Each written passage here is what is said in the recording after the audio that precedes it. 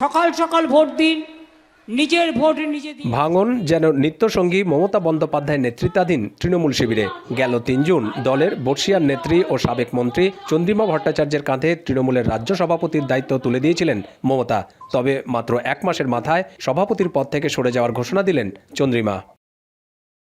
শনিবার তৃণমূল সভানেত্রী মমতা বন্দ্যোপাধ্যায়ের কাছে পদ ছাড়ার আনুষ্ঠানিক ইস্তফাপত্র জমা দেন চন্দ্রিমা। শুধু রাজ্য সভাপতি নয়, দলের সমস্ত সাংগঠনিক পদ থেকে সরে যাওয়ার ঘোষণাও দিয়েছেন তিনি। ইস্তফা দেওয়ার পর বিধানসভায় তৃণমূলের বিদ্রোহী শিবির ও বিরোধী দলনেতা ঋতব্রত বন্দ্যোপাধ্যায়ের সঙ্গে দেখা করেন চন্দ্রিমা।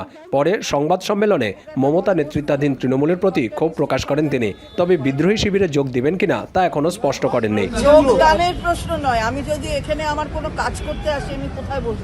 নিশ্চয়ই সরকার পক্ষের ঘরে জায়গায় গিয়ে বসবো। আমি তো বিরোধীদের জায়গায় গিয়েই বসবো, তো বিরোধী পক্ষের যে ঘর সেখানে গিয়ে যোগদানের কোনো ব্যাপার নেই। এদিকে চন্দ্রিমা সরে যাওয়ায় তৃণমূলের রাজ্য সভাপতির দায়িত্ব সামলাবেন মমতা বন্দ্যোপাধ্যায় নিজেই।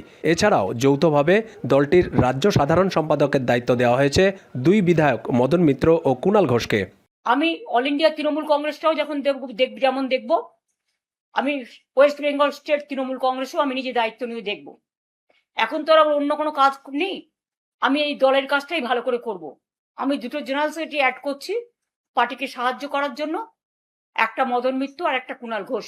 রাজ্য সাধারণ সম্পাদকের দায়িত্ব নিয়ে চন্দ্রিমার কড়া সমালোচনা করেছেন কুণাল ঘোষ।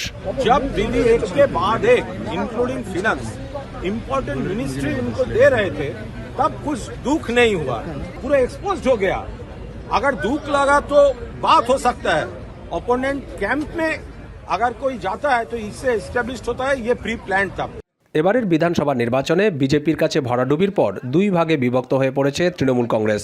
এক ভাগের নেতৃত্ব দিচ্ছেন মমতা নিজেই, অন্যদিকে দলের বিদ্রোহী শিবিরের নেতৃত্ব দিচ্ছেন বিধানসভার বিরোধী দলীয় নেতা ঋতব্রত বন্দ্যোপাধ্যায়। দীপক দেবনাথ, এখন কলকাতা।